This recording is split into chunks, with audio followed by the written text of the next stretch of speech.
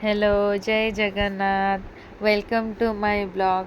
आज मु मो सान भौणी दुई जन बाहर किसी शॉपिंग करने मो दुई जन भी शॉपिंग कर निजपाई। तो सान भौणीर भी बहुत इच्छा थिला कि से शॉपिंग करने को जीव बोली। तो से दुई जन आम बाहरी पड़लु। आ देखिपे आपण मैंने कौटिक जाऊँ एक्चुअली आम श्रीलेदर ही आसीचु। तार भी किसी जोता किणवार तो मोर भी मत कि किणवार तो आम आसी पहुँची गलु। तो आपण मैंने भी देखिपे मोटू पतलू थे मो पचरे। तो देन आम एक लिफ्ट रे गलु श्रीलेदर को।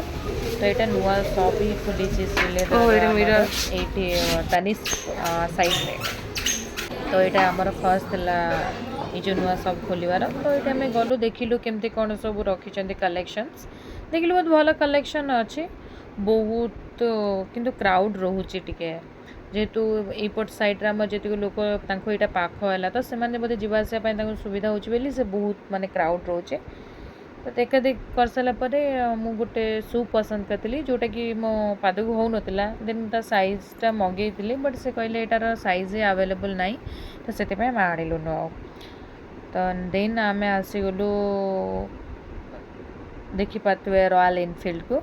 एक्चुअली मो जीजू आ दीदी से वेट करते आज आमको रॉयल एनफिल्ड माने शोरूम को जीवार थिला कहीं आमको गोटे गाड़ी आग को नबार अच्छी कौटा नबार अच्छी कौन केमती से आपण मैंने आग को देखिए।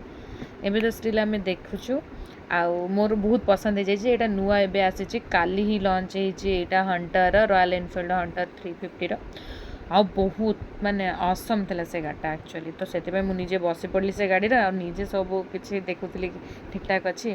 मो जीजू कहते जीजू चलो यहाँ ही नहीं जावा आम आ कि देखा नहीं यहाँ ही नहीं जावा जेहेतु लंच हो माने काली ही लंच हो। तो आज आम जेहेतु पहुँचु तो बहुत इच्छा कर नापी यहाँ भी सेम काली ही लंच हो दुईटा बहुत से येलो आ व्हाइटा। तो सब किसी माने आम देखी सारा पर आम से जाकि बसिक देखुलु आर आउ कौन सब ए नुआ आसी मॉडल सब गाड़ी।